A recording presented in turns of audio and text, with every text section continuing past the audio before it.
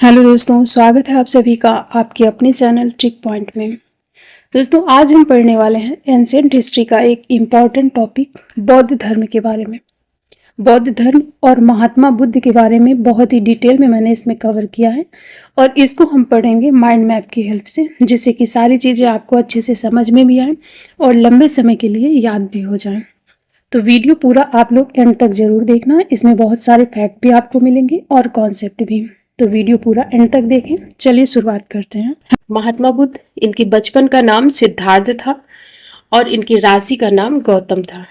इनका जन्म कब हुआ? तो 563 ईसा पूर्व में इनका जन्म हुआ। इनकी माता का नाम था महामाया, जो कोलीय गणराज्य की कन्या थी, और पिता थे शुद्धोधन। इनका पालन पोषण प्रजापति गौतमी, इनकी मौसी के द्वारा किया गया, और इनकी पत्नी का नाम था यशोधरा और पुत्र का नाम था राहुल। इन्होंने 29 वर्ष की अवस्था में गृह त्याग किया, और गृह त्याग करने के बाद इन्होंने अपना प्रथम गुरु जो बनाया वो अलार कलाम को बनाया था, और दूसरा गुरु बनाया था इन्होंने रुद्रक रामपुत्र को। इनके प्रिय शिष्य थे आनंद, और इनके घोड़े का नाम पूछा जाता है तो कंथक था। सारथी का नाम चाण या फिर चन्ना, जो भी आपको ऑप्शन में मिले उसके हिसाब से आप आंसर बना सकते हैं। तो सारथी का नाम चन्ना था, और इन्होंने जो प्रथम वर्षावास है ये सारनाथ में बिताया था। अंतिम वर्षावास वैशाली में बिताया था, और इनको महापरिनिर्वाण की जो प्राप्ति हुई थी कुशीनगर में हुई थी 483 ईसा पूर्व में। अगर पूछा जाए गौतम बुद्ध किस वंश से संबंधित थे, तो क्षत्रिय वंश से संबंधित थे। चचेरा भाई जो था इनका वो देवदत्त था, और सौतेली बहन थी नंदा। प्रथम उपदेश इन्होंने सारनाथ में दिया था, लेकिन जब सर्वाधिक उपदेश पूछा जाए कहाँ दिए तो श्रावस्ती हो जाएगा। और अंतिम उपदेश कुशीनगर, जहां इनको महापरिनिर्वाण की प्राप्ति हुई। सेकंड गुरु थे इनके रुद्रक रामपुत्र, और पूजा स्थल जो होता है बौद्ध धर्म में उसको चैत्य कहते हैं, जो इनको ज्ञान की प्राप्ति हुई थी। 35 वर्ष की आयु में बोध गया में निरंजना नदी के किनारे पीपल के वृक्ष के नीचे हुई थी। जो आराम गाह होते हैं उन्हें विहार कहा जाता है बौद्ध धर्म में। अवशेष स्थल जो है उन्हें स्तूप कहा गया है। एक क्वेश्चन पूछा जाता है कि गौतम बुद्ध ने सर्वाधिक उपदेश किस भाषा में दिए, तो पाली भाषा में दिए हैं। और जो मूल शिक्षा है इनकी वो 4 आर्य सत्य हैं। कौन कौन से हैं आगे बताऊंगी। प्रथम उपदेश को ही धर्म चक्र प्रवर्तन कहा गया। तो ये तो रहे कुछ महत्वपूर्ण फैक्ट जहां से डायरेक्ट क्वेश्चन वन लाइनर में पूछा जाता है, तो इनको आप लोग याद रखें। अब हम देखते हैं गौतम बुद्ध के बारे में। गौतम बुद्ध, इनका जन्म 563 ईसा पूर्व में कपिल वस्तु के लुम्बिनी में हुआ था, जो वर्तमान में ये जगह कहाँ है, नेपाल में है। ठीक है, कपिल वस्तु के लुम्बिनी में। पिता का नाम शुद्धोधन था और माता का नाम महामाया था, जो कोलीय गणराज्य की कन्या थी। इनकी माता की मृत्यु इनके जन्म के 7वें दिन हो जाती है। इसी वजह से इनका जो लालन पालन है इनकी सौतेली माँ कह लें या मौसी कह लें, प्रजापति गौतमी ने किया। इनके बचपन का नाम सिद्धार्थ था, और बचपन से ही गौतम बुद्ध का जो मन था आध्यात्मिकता की ओर था। इसलिए इनके पिता ने इनका विवाह 16 वर्ष की अवस्था में यशोधरा के साथ कर दिया। फिर इनके एक पुत्र होता है जिसका नाम है राहुल। गौतम बुद्ध की बचपन में ही एक ऋषि थे, उन ऋषि का नाम था कौंडिन्य ऋषि। कौंडिन्य ऋषि ने गौतम बुद्ध की हस्तरेखा देख करके बचपन में ही बता दिया था, भविष्यवाणी की थी कि आपका पुत्र या तो चक्रवर्ती सम्राट बनेगा या फिर सन्यासी बनेगा। तो इनके पिता ने सोचा कि बुद्ध को वो ऐसी चीजों से दूर रखेंगे जिससे कि उनका मन वैराग की तरफ जाए। फिर उन्होंने राजमहल में ही ऐसी व्यवस्था कर दी कि वो उसमें लीन रहने लगे। एक दिन बुद्ध महल से बाहर भ्रमण के लिए निकले, तो उनके जीवन में 4 घटनाएं होती हैं, और इन 4 घटनाओं से क्वेश्चन पूछे जाते हैं कि बुद्ध के जीवन की वो 4 घटनाएं कौन सी थी। तो जब महल से बाहर भ्रमण के लिए निकले बुद्ध, तो उन्होंने व्यक्ति जीवन की 4 अवस्थाओं को देखा, जिसके बाद इनके मन में वैराग्य उत्पन्न हो जाता है। तो सबसे पहले इन्होंने क्या देखा, एक व्यक्ति देखा जो झुककर चल रहा था, जो वृद्ध था। तो वृद्ध व्यक्ति इन्होंने देखा और सारथी से पूछा कि ये ऐसे क्यों चल रहा है। सारथी ने बताया कि ये वृद्ध है, इस वजह से ऐसे चल रहा है। इसके बाद फिर आगे चले तो इन्होंने बीमार व्यक्ति देखा, और फिर सारथी से पूछा कि ये दुखी क्यों है। तो सारथी ने बताया, युवराज ये बीमार है, इस वजह से दुखी है, कष्ट में है। फिर आगे चले तो मृत व्यक्ति देखा जिसके परिवारजन रो रहे थे। फिर बुद्ध ने पूछा कि ये लोग क्यों रो रहे हैं। तो सारथी ने बताया कि ये व्यक्ति मर चुका है, इसलिए इसके परिवारजन विलाप कर रहे हैं। और फिर आगे चले तो उन्होंने एक सन्यासी देखा जो अपने आप में लीन था, अपने आप में मगन था, बहुत ही खुश था। इसके बाद बुद्ध ने फिर सारथी से पूछा कि ये कौन है। सारथी ने बताया, युवराज, ये सन्यासी है। अब बुद्ध की समझ में आ चुका था कि जीवन का असली सुख सन्यास में है और उन्होंने भी ठान लिया कि वो सन्यासी बनेंगे, और जिसके लिए उन्होंने, सिद्धार्थ ने 29 वर्ष की अवस्था में गृह त्याग दिया, जिसे बौद्ध धर्म में कहा गया है महाविनिष्क्रमण। फिर बुद्ध वैशाली गए और अलार कलाम से मिले, इन्हें अपना प्रथम गुरु बनाया और इनसे सांख्य दर्शन की शिक्षा ली। इसके बाद फिर राजगृह गए और वहां अपना सेकंड गुरु बनाते हैं रुद्रग्राम पुत्र को। इसके बाद बुद्ध फिर सेनापति ग्राम उरुवेली गए और यहीं पर उन्होंने तपस्या की, और इनके साथ 5 ब्राह्मण साथी थे इनके, वो भी तपस्या कर रहे थे। फिर वहीं की एक लड़की थी जिसका नाम था सुजाता, उसने खीर खिला दिया, प्रसाद की खीर बुद्ध को खिला दिया, जिसकी वजह से जो इनके 5 ब्राह्मण साथी थे वो इनसे नाराज हो जाते हैं। तो फिर बुद्ध वहां से चले जाते हैं और आगे जाते हैं कहाँ, गया। गया गए, वहां पर गया में एक पीपल के वृक्ष के नीचे इन्होंने तपस्या की और 8वें दिन इनको ज्ञान की प्राप्ति हुई। इसे बौद्ध धर्म में संबोधि कहा गया है और उस स्थान को क्या कहा गया है, तो बोध गया कहा गया है। ज्ञान प्राप्ति के पश्चात फिर बुद्ध सीधा सारनाथ जाते हैं और सारनाथ जाकर के यहाँ पर अपना प्रथम उपदेश देते हैं। पूछा जाता है क्वेश्चन कि बुद्ध ने अपना प्रथम उपदेश कहाँ दिया था, तो सारनाथ में दिया था। और सारनाथ में किसको दिया था इन्होंने, तो जो 5 ब्राह्मण साथी थे जो इनसे नाराज हुए थे, उन्हीं को ये अपना प्रथम उपदेश देते हैं, और इसे बौद्ध धर्म में धर्म चक्र प्रवर्तन कहा गया है। फिर महात्मा बुद्ध वाराणसी गए और पुनः सारनाथ गए और यहीं पर अपना पहला वर्षावास बिताया। यानी कि प्रथम उपदेश देने के बाद बुद्ध वाराणसी गए और वहां से पुनः फिर सारनाथ गए और अपना पहला वर्षावास बिताया। इसके पश्चात बुद्ध लुम्बिनी गए और उनके परिवारजन जो थे और देवदत्त जो इनका चचेरा भाई था, इन लोगों ने बौद्ध धर्म स्वीकार किया।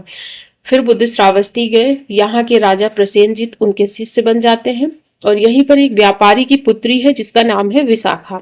विशाखा ने बौद्ध धर्म की शिक्षा ली और पूर्वा राम विहार बनवा करके बुद्ध को दान में दिया। तो क्वेश्चन जो यहाँ से क्या बनता है, पूर्वा राम विहार किसने बनवाया था, किसने दान किया था, तो व्यापारी की पुत्री जिसका नाम विशाखा था, उसने पूर्वा राम विहार बनवा करके बुद्ध को दान में दिया।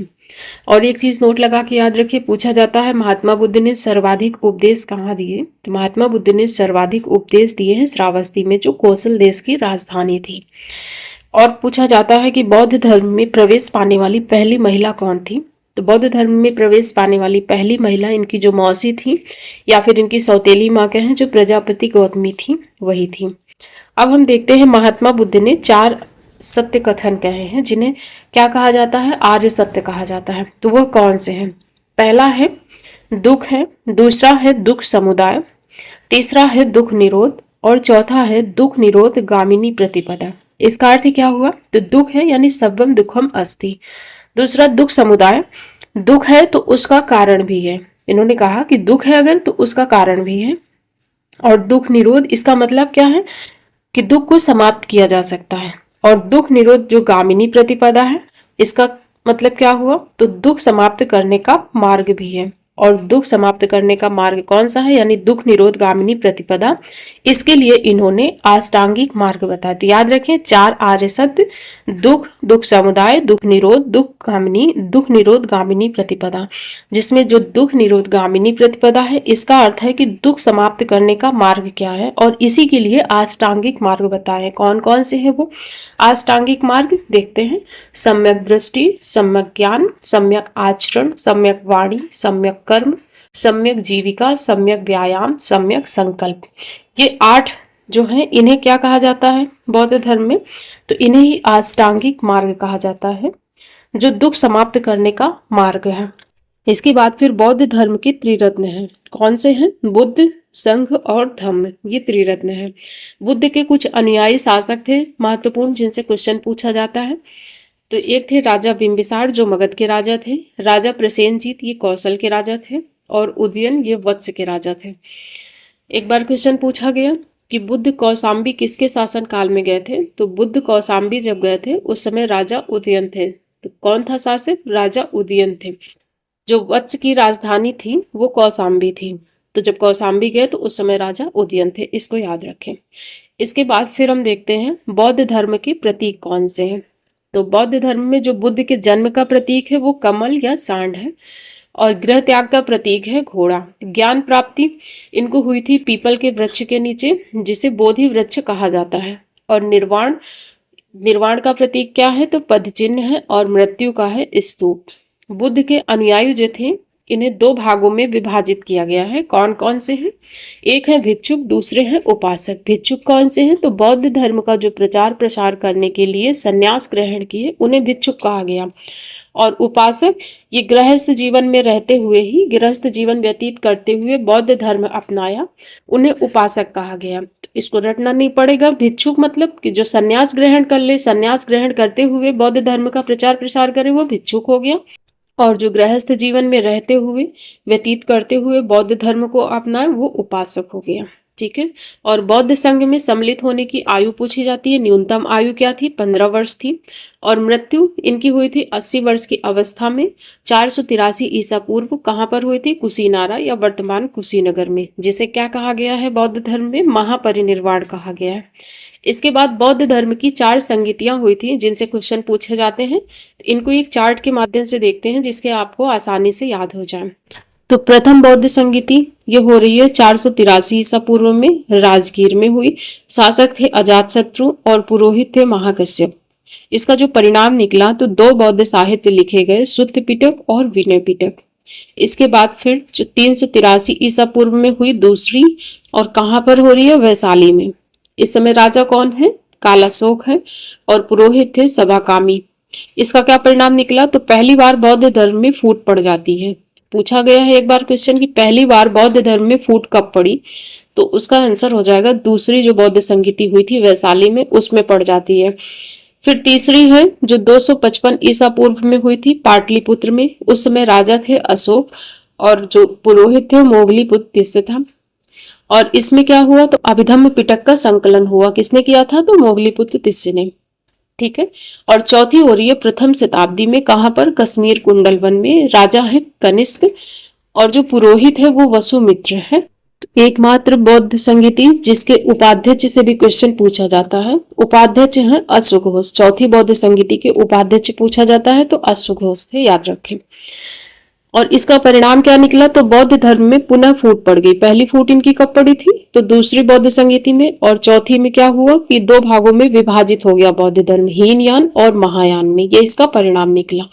तो इन बौद्ध संगति से क्वेश्चन इनके स्थान से भी पूछा जाता है और शासक से भी पूछा जाता है। और एक क्वेश्चन तो ये बना था कि बौद्ध की मृत्यु के 100 वर्ष बाद कौन सी बौद्ध संगति हुई थी? तो वो दूसरी हुई थी। 483 ईसा पूर्व में बुद्ध की मृत्यु हुई, और 383 ईसा पूर्व में दूसरी बौद्ध संगति का आयोजन हुआ वैशाली में। इनका एक कोड है, आसानी से आप स्थान याद रख सकते हैं, RVPK। R से हो जाएगा राजगीर, V से वैशाली, P से पाटलिपुत्र, K से कुंडलवन। और जो शासक है इनका कोड क्या है? AK। 2 बार आपको AK याद रखना है। A से हो जाएगा अजातशत्रु, K से कालाशोक, फिर A से अशोक, और K से कनिष्क हो जाएगा। इसके बाद जो बौद्ध धर्म में फूट पड़ी और 2 भागों में विभाजित हो गया, हीनयान और महायान। इसके बारे में देखते हैं। तो जो हीनयान है ये बौद्ध धर्म का प्राचीन रूप है, इन्हें नो चेंजेस कहा गया है। और बौद्ध धर्म का जो नवीन रूप है वो महायान है। ये लोग बदलाव चाहते थे, और जो हीनयान के थे वो बदलाव नहीं चाहते थे। हीनयान के जो थे वो कठोर मार्ग अपनाते थे, और महायान के सरल मार्ग अपनाते थे।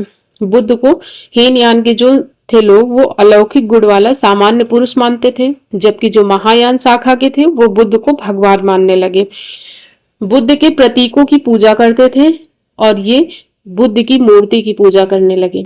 इनके ग्रंथ जो हैं पाली भाषा में रचे गए, जबकि जो महायान शाखा के लोग हैं इन्होंने संस्कृत भाषा में ग्रंथ रचना शुरू कर दिया। ये कर्म और धर्म में विश्वास रखते थे, और जो महायान शाखा के लोग थे ये परोपकार में विश्वास रखते थे।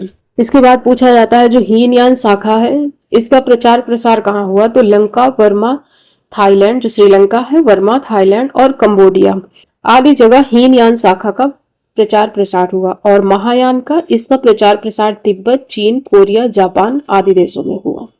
इसके बाद हम देखते हैं त्रिपिटक। बौद्ध धर्म के त्रिपिटक कौन से हैं? तो 3 है, विनय पिटक, सुत्त पिटक और अभिधम्म पिटक।